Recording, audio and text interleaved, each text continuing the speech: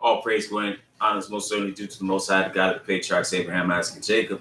And peace to you in the name of Jesus. This is your brother Elisha Israel of the household of faith, and I count it truly a blessing each and every single time that I can come before to preach the word of God. And never do I count it as a light thing to do so. All right, brothers and sisters, I want to get right into today's topic. And the topic is concerning leadership. You know, with the debacle going on in Washington and just how things are going amongst our people, particular in this nation as a whole, one thing you find is that there is a lack of appropriate leadership all around us. We as a people certainly lack leadership. But one thing about the Bible is that it is a guide to living, and it tells us so much. It even tells us about the subject of leadership. And so what I want to do is I want to talk about leadership from a biblical perspective in these tumultuous times, because things, quite frankly, look unstable. And it looks like the wheels could fall off at any minute. And the reason it looks like that is because, again, there is a lack of leadership. So now I want to start off in Exodus, the 18th chapter, because here, when Moses was leading the children of Israel and he felt overwhelmed, his father-in-law Jethro gave him some advice concerning leadership. And I want us to pay attention to the qualities that a leader should have. Okay. We want to start off again in Exodus, the 18th chapter. And we want to start off in let's see, in verse 17.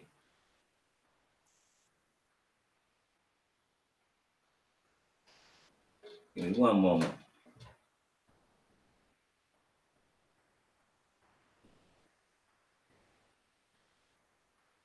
It says, and Moses' father-in-law said unto him,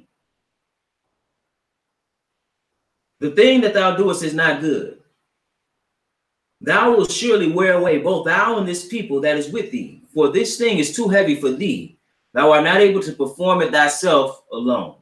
Hearken now unto my voice, I will give thee counsel, and God shall be with thee. Be thou for the people to Godward, that thou mayest bring the causes unto God.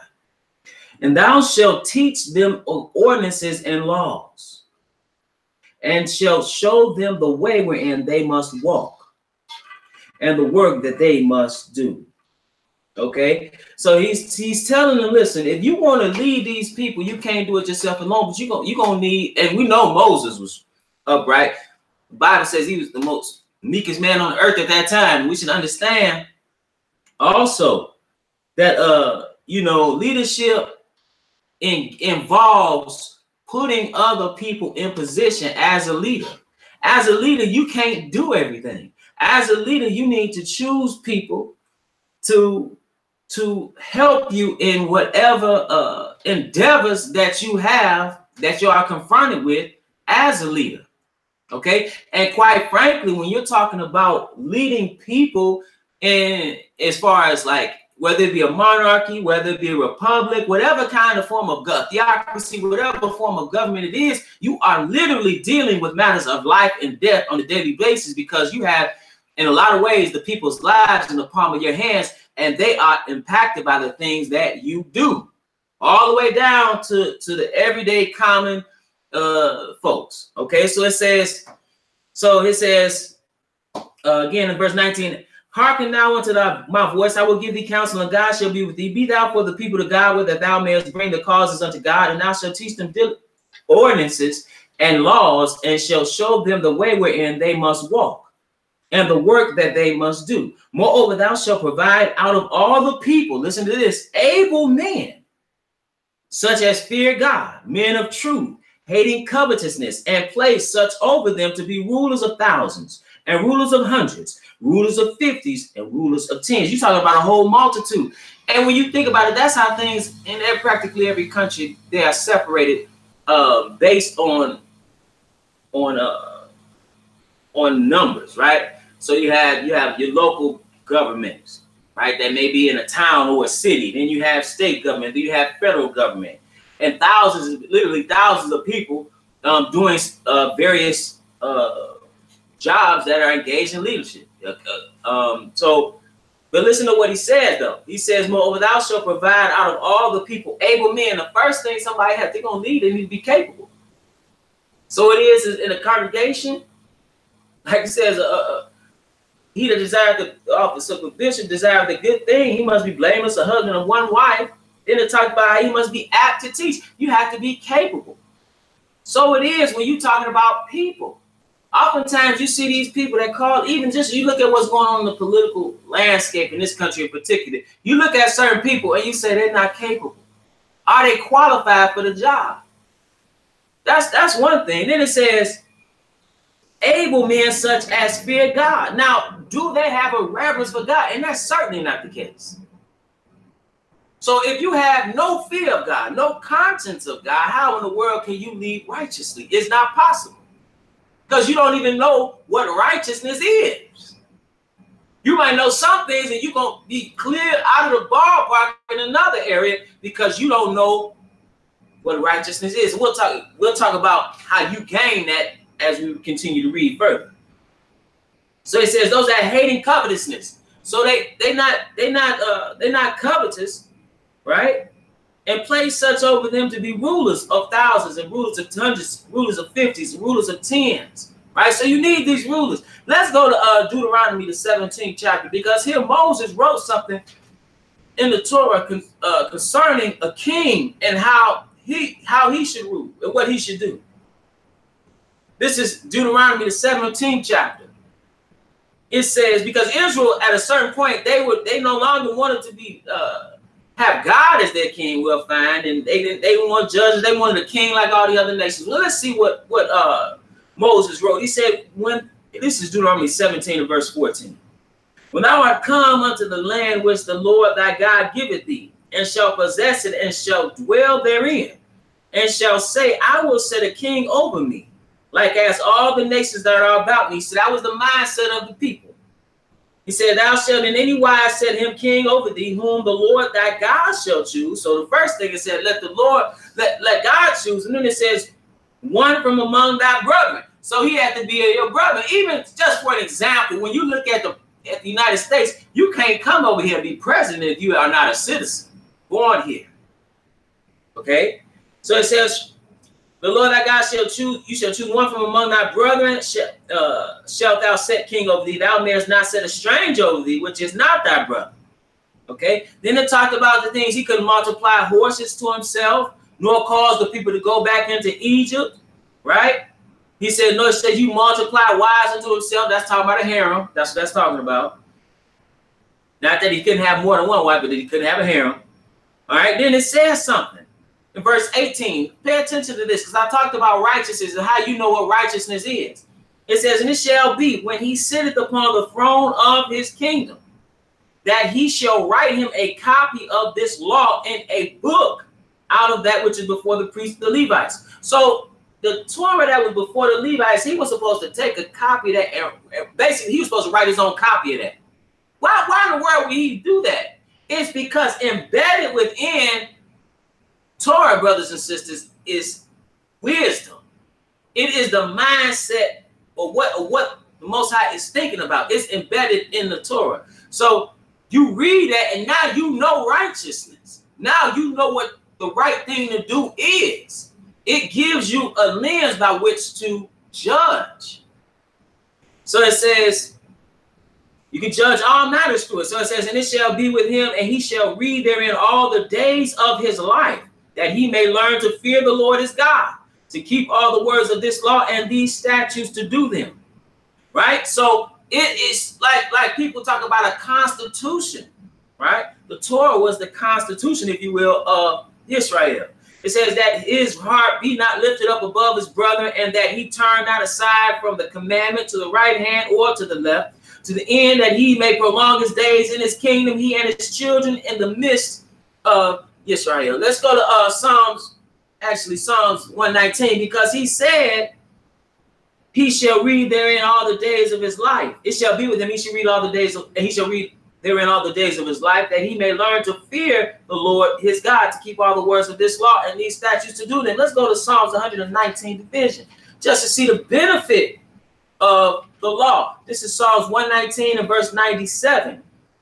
Here David says, oh, how I love thy law. It is my meditation all the day. So he's thinking about the law of God all the day. He says, thou through thy commandments has made me wiser than mine enemies, for they are ever with me. See, how can you be wiser than your enemies? It is through the wisdom of God. Let's go to just go back for a second in time, and let's go back and turn to Joshua, and let's see something that was said here, because Joshua is the one who took the reins, if you will, after the death of Moses. Okay, so now after it says in Joshua 1:1, now after the death of Moses, the servant of the Lord, it came to pass that the Lord spake unto Joshua, the son of Nun, Moses, his minister, saying, now, he talked about how Moses had died, and then he told him something in verse 5. He said, there shall not any man be able to stand before thee all the days of thy life. As I was with Moses, so will I be with thee. I will not fail thee nor forsake thee. And he said, be strong and of good courage, for unto this people shalt thou divide for an inheritance the land which I swear unto their fathers to give them. Only be thou strong and very courageous, that thou mayest observe to do according to all the law which Moses my servant commanded thee. Turn not from it to the right hand or to the left, that thou mayest prosper whithersoever thou goest. Now listen to what he told him. This book of the law shall not depart out of thy mouth, but thou shalt meditate therein day and night. Didn't we just read Psalms 119, I believe verses 97 and 98 about meditation? You can also read it in Psalms 1. But he says, thou shalt meditate therein day and night, that thou mayest observe to do according to all that is written therein. For then thou shalt make thy way prosperous, and then thou shalt have good success. I'm going to be honest with you, brothers and sisters. One man in and of himself alone is not capable. Just on his own, I don't care how smart you think you are. Just by yourself, you are not capable of ruling a nation by yourself. Can't be done. That's not how it can't be done. You need direction. You need direction. And when you look at the instances that took place in the history of Israel, there were times that the king, like Hezekiah, had to get on his knees and just acknowledge God and his power and lean on him. The knowledge of that one man has is limited. Right? So what he does is he gives you something to meditate on, gives you something to put on your mind. Right? And then you'll know how to govern. You'll know how to do the right thing, because the universal principle is that you reap what you sow. Right? So when you look at kingdoms, and if they continue to reap iniquity and are unrighteous, you can see how they fall through bad leadership.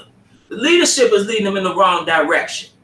Let's go to 1 Samuel 8, because here we want to go to where they demanded a king, and let's find out why Israel demanded a king. This is 1 Samuel 8:1. It says, and it came to pass when Samuel was old, that he made his sons judges over Israel. So now they're the ones that to bring forth justice, right? Samuel was a judge. He was a priest. He was a prophet. He was mighty. He was righteous. Right? He anointed the first two kings of Israel, but his sons, let's find out about him. It says, now the name of his firstborn was Joel, and the name of his second Abiah. They were judges in Beersheba. And his sons walked not in his ways, but turned aside after Lucah and took bribes and perverted judgment. So now they were wicked. So then it says, then all the elders of Israel gathered themselves together and came to Samuel unto Ramah, and said unto him, behold, thou art old, and thy sons walk not in thy ways. Now make us a king to judge us like all the nations. Right? This thing displeased Samuel. Right? But the Lord told him, hey, they not rejected you, they rejected me, that I should not be king over them. Then he gave them stipulations about that king. He said, listen, you can have this king, but I'm going to tell you what, if he get out of pocket, I'm going to deal with him. Right? You and your king. But we already read that it was prophesied of that Israel would seek to have their king amongst men anyway. But let's go to Psalms, the 78th chapter or 78th division, because we want to see an example of righteous leadership. Let's see what it said. Not about Saul, but about another. This is Psalms, the 78th division, and we want to pick it up at verse 70. Psalms 78 and verse 7. So it reads, he chose David also his servant and took him from the sheepfolds. Right? He was a shepherd. He said, from following the ewes, great with young, he brought him to feed Jacob his people and Israel his inheritance. That's who he chose. It says, so he fed them according to the integrity of his heart and guided them by the skillfulness of his hands. See, he had integrity and he cared about his people. Okay? He was a righteous king. But you got to think about it. What was and he wasn't perfect. In the sense that obviously we know what he did with Bathsheba and her husband, right? And we understand that. But ultimately, brothers and sisters, the Lord viewed him as righteous, a man after his own heart. Well, how can he be a man after his own heart? Because he constantly meditated in the law. That's how.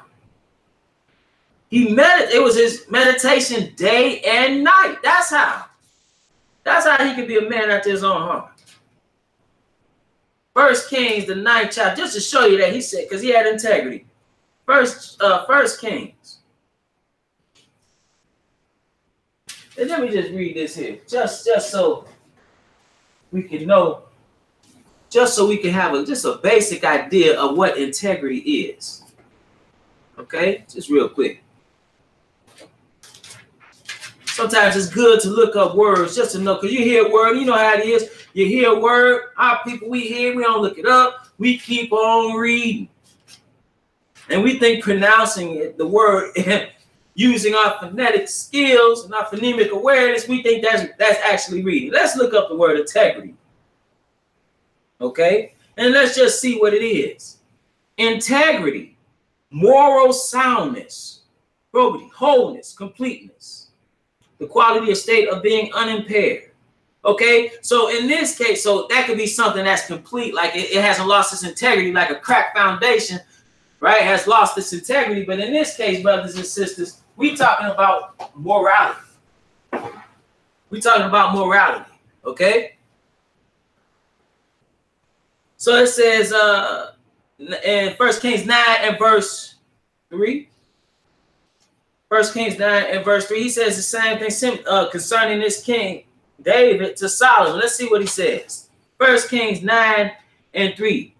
Now this is when the Lord appeared unto Solomon for the second time. And he says in verse 3, and the Lord said unto him, I have heard thy prayer and thy supplication that thou hast made before me. I have hallowed this house. Now this is when he built the temple. Okay. He says, I have hallowed this house which thou hast built to put my name there forever, and mine eyes and mine heart shall be there perpetually. And if thou wilt walk before me as David thy father walked in integrity of heart and in uprightness, to do according to all that I have commanded thee, and will keep my statutes and my judgments, then I will establish the throne of thy of thy kingdom upon Israel forever, as I promised to David thy father, saying, there shall not fail thee a man upon the throne of Israel. Let's go to because how should one judge? Right? He talked about doing justice and judgment. Let's go to Proverbs, the 29th chapter. Proverbs, the 29th chapter. And we want to pick it up at verse 4. These are tumultuous times, troublous times. We can see that there is a lack of integrity. You don't look at you don't look at these leaders and say, man, I trust him. You don't look at him and say, well, I know he's trying to do right by the people. You look at him and say, man, he's a thief. You look at him and say, man, he's a liar. You look at her and say, she can't be trusted. I was listening to a campaign, new campaign that just came out today. It was a presidential hopeful. And I'm looking, I'm like, I just don't believe you. Why? Because I know the record. I checked the record. You coming out on Martin Luther King's day trying to ride the coattails of that legacy, and that's not your history. That's not your identity. Everybody want to pick. They want to take the struggle of black people in the diaspora in this country, and then act as if it was their own because they look a certain way. You better get a clue. Proverbs 29 and verse 4.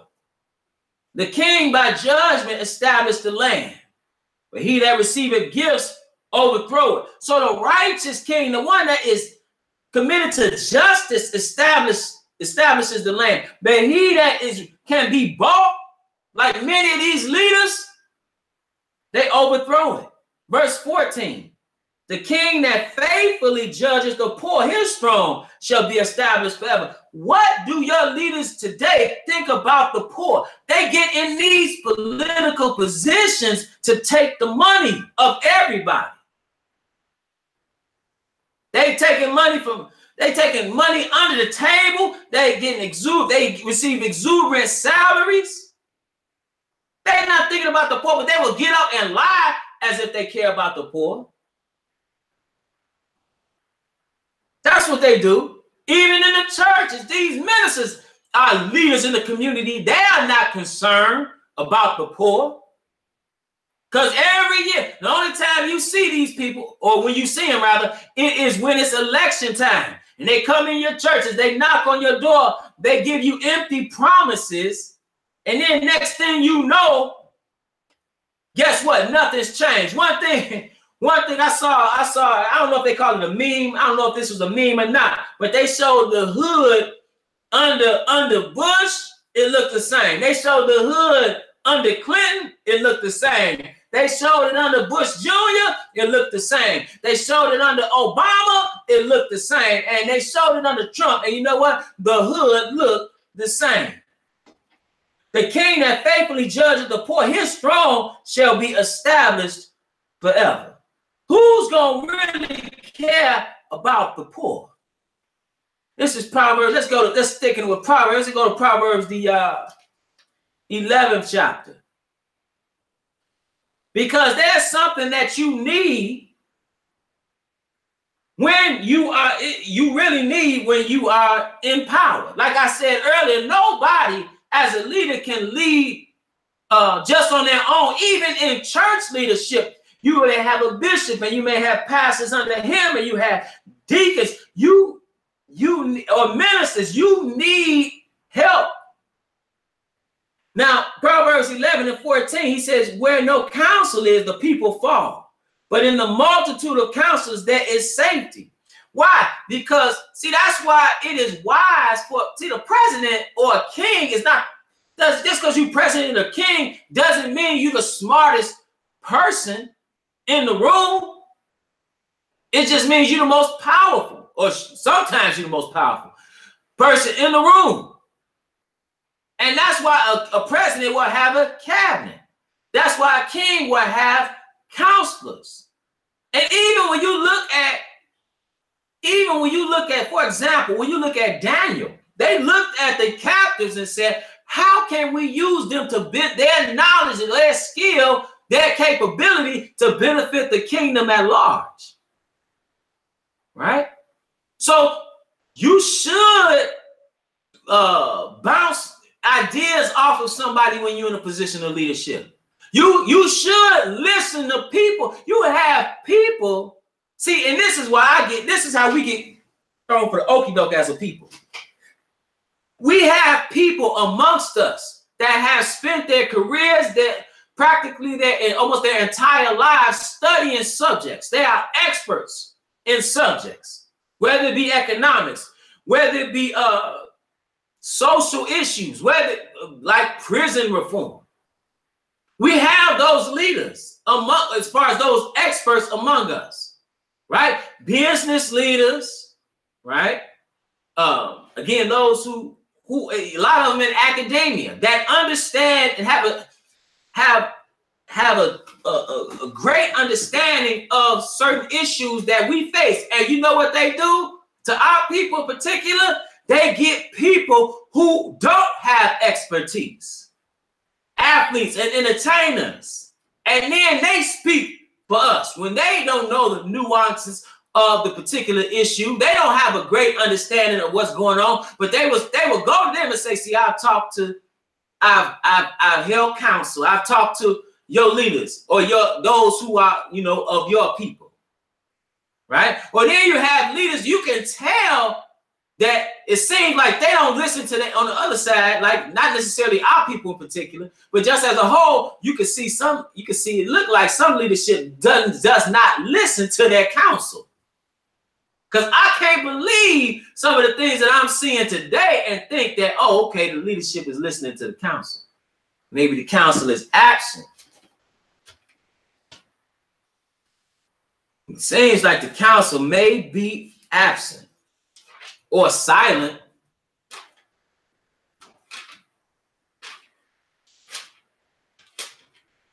Let's go to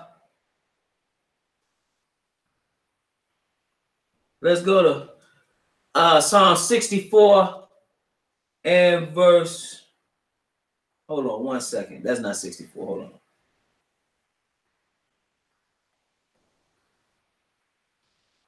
Give me 1 second.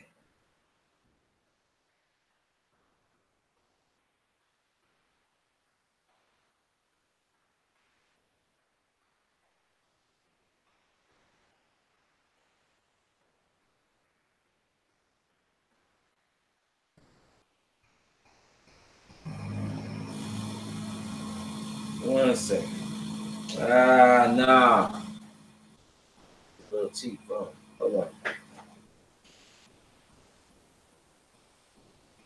Give me a moment. Let me find this. I thought it was here. And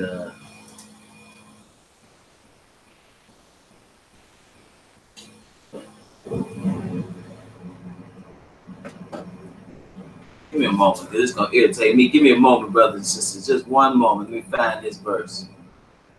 I get irritated. I be thinking about something all night. Where that verse at? Hold on 1 second. 1 second.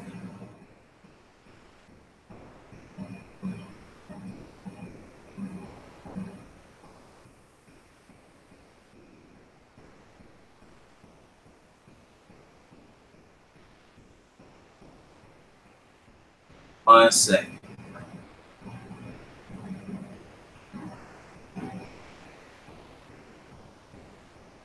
Hold on 1 second. Let's see. Man, people don't move fast enough. But when you look at it, you can tell that it doesn't seem like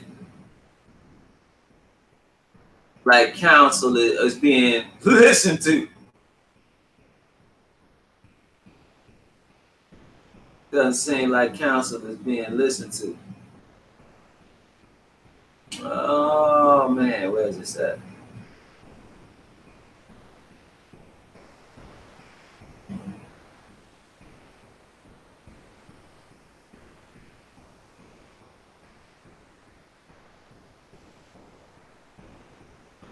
Let's see.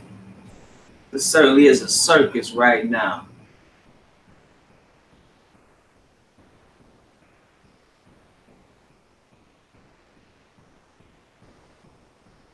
Of course, now I can't find it.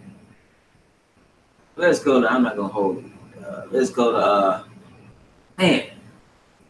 let's go to Isaiah, the 3rd chapter. Isaiah, the 3rd chapter. There 3.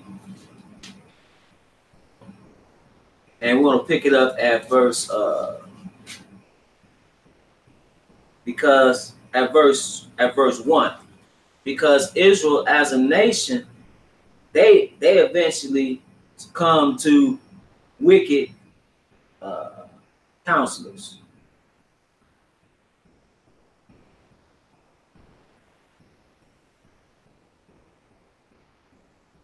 1 second. This is irritating me.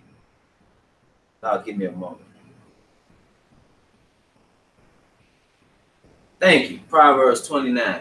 Before we do that, Proverbs 29. I was in Proverbs 29. Proverbs 29 and verse 2. Okay, I just want to read this before we read in Isaiah. I talked about counsel. Verse 12. Proverbs 29 and 12. Okay? So now it says something here. It said, if a ruler hearkens to lies, all his servants are wicked. Okay? So what does that mean? That means if you listening to lies as a leader, man, your servants are wicked. Nobody pulling your coattail about what's going on. That's why it's key. It's very prudent that in a situation of leadership, you have people that you can trust, that you surround yourself with people that's going to tell you the truth, regardless of how you think about it. That's the prudent thing to do. It's not about them agreeing with you, but when you got a bunch of yes men around you, then you have a problem, right? Or they scared to tell you the truth because they think you're gonna lash out, or they think you're gonna make them resign or fire them. Or, you know, I mean, you look at what's going on politically right now. I mean, you got people tape recording everything on their iPhone. You got it's a mess. It's really a mess. But let's go to Isaiah the 3rd chapter, because Israel, they succumbed to terrible leadership. So it says in Isaiah 3 and 1, it says, for behold, the Lord of hosts doth take away from Jerusalem and Judah the stay and the staff, the whole stay of bread and the whole stay of water. So they're not gonna, so their security and what they need to sustain themselves is gonna be taken away. He says, the mighty man and the man of war, the judge and the prophet and the prudent and the ancient, the captain of 50. We read about those captains, right? Earlier. And the honorable man and the counselor and the cunning artificer and the eloquent orator. So he's going to remove them. And he says, I will give children to be their princes and babes shall rule over them. So what will cause you security, right? Security and counsel, security and wisdom. He said, now I'm going to take that from you. All that's going to be removed. And it says, and I will give children. What does it mean, children? He don't necessarily mean little kids. He means those who are not capable of leading because of simple age and inexperience. Doesn't mean a child, but like if you say somebody's 20 years old, come on, be president. It's a reason why they have age requirements. Why? Because that is the same reason why they have age requirements to go into the ministry when you read the Bible. To start your ministry at 30, because there are certain life experiences that you need in order to occupy that particular seat of authority. So it said those who are capable will be removed. And he said, I will give children to be their princes, and babes shall rule over them. And the people shall be oppressed, everyone by another, and everyone by his neighbor. The child shall behave himself proudly against the ancient, and the base against the honorable. Okay, so again, that word for children is no, or that's talking about young men. All right, let's go to verse 14, or hold on, 12. It says, as for my people, children are their oppressors, and women rule over them. Oh my people, they which lead thee cause thee to err and destroy the way of thy paths. See, the wrong people in leadership positions will cause you to be destroyed. And that's just what happened to Israel. Let's go to Hosea chapter 4, and we're going to pick it up at verse 6. It says here, my people are destroyed for lack of knowledge. It said, because thou hast rejected knowledge, I will also reject thee, that thou shalt be no priest to me, seeing thou hast forgotten the law of thy God, I will forget thy children. But you got to think about how do the people forget the law of God? It's because the one who's supposed to be delivering the law of God to them is not doing it. The one that's supposed to be leading and executing justice and judgment according to the law of God couldn't possibly be doing it. Like I always say, a fish stinks from the head down. A fish fish sticks from the head down. This is last place. Psalms, the 33rd division. Psalms 33. Because you got to think about it. If we had proper leadership, you think we would be destroyed as a people? If you were going into these places of worship and they were only teaching about what thus says the Lord for real and not adulterating the book to get your money, you think our people would be in the situation we are in? You think we would have all these out of wedlock childbirths? You think we would have these destroyed marriages and families? You think we would have all this crime in our community? I think not, brothers and sisters. Psalms 33rd chapter, verse 12. This is just something you need to put on your mind when you think about this nation and you know, what politicians say out every speech, God bless you and God bless the United States of America. We need to think about something. Psalms 33 and verse 12, it said, blessed is the nation whose God is the Lord, and the people whom he have chosen for his own inheritance. We should understand that this ain't it.